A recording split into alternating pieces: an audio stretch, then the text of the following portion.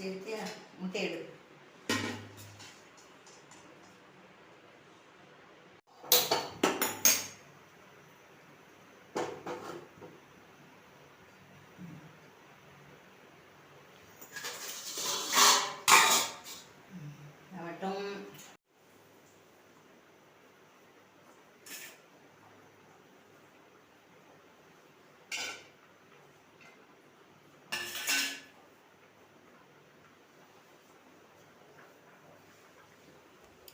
வெங்காயம், எண்ணெய் தாளிக்கிறதுக்கு நல்லெண்ணெய் ஊற்றிருக்கேன்.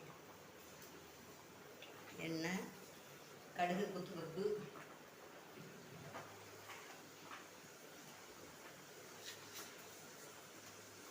இது பார்த்தியா? இதை எடுத்தியா? கடுகு, கொத்துப்பருப்பு, கருவேப்பிலை,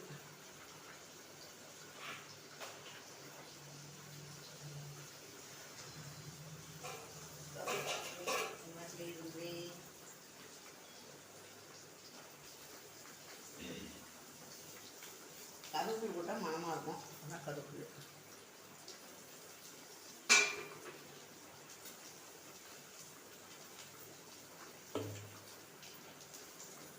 வத்தல், மல்லி, மஞ்சள் பொடி அதை தனியாக அரைச்சாச்சு. தேங்காய்,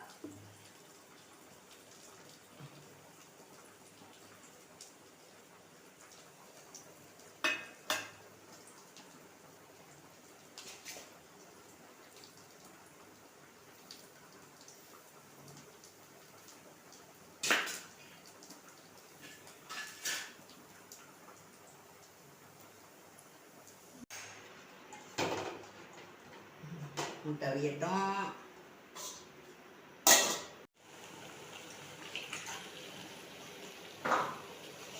கொத்தமல்லி, வத்தல், சீரகம் எல்லாம் போட்டு தேங்காய், உள்ளி, தேங்காவை திருவி உள்ளியை ஊசி போட்டு அரைக்கேன். 2 சீரகம் போட்டிருக்கேன். அரைச்சி வத்தப்பொடி போட்டு குழம்பு. வத்தல், மஞ்சள் பொடி, இந்த 3ஐயும் அரைச்சி தனியாக எடுத்துக்கணும். 2வது தேங்காய், உள்ளி, இந்த 2ஐயும் தனியாக எடுத்து அரைச்சிக்கணும். அரைச்சிக்கிட்டு தாளிதத்தை போட்டு அதில் தாளிதம் எண்ணெய் ஊற்றி கருவேப்பிலை, வெங்காயம், கடுகு உணவு போட்டு கிண்டணும். நான் கிண்டதை பார்க்கல, கழுவி சரி. நாளைக்கு உடனே இதை புளி பண்ணிக்கணும். நாளைக்கு எடுத்தா ரொம்ப நாள் ஆச்சு, நம்ம எடுத்து நாளைக்கு புளி பண்ணிக்கணும்.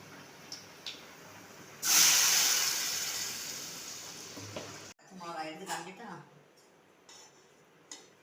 இல்லை, அந்த முட்டையை உரித்து போடுவேன்.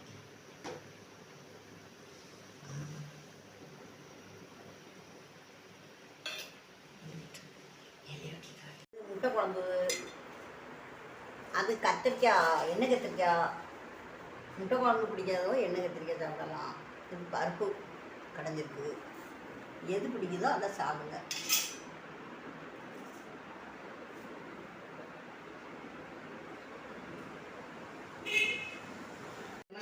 வரலாமா? இன்னைக்கு தானே வந்துட்டு. இன்னைக்கு முட்டையை முழு முட்டையை உரித்து முட்டையை உரித்து முட்டை குழம்பு தான். சாப்பாடு அடுப்பில் வச்சுருக்கேன். பொங்குவோம், பொங்கி சாப்பிடுவோம். ரொம்ப வேண்டியதும்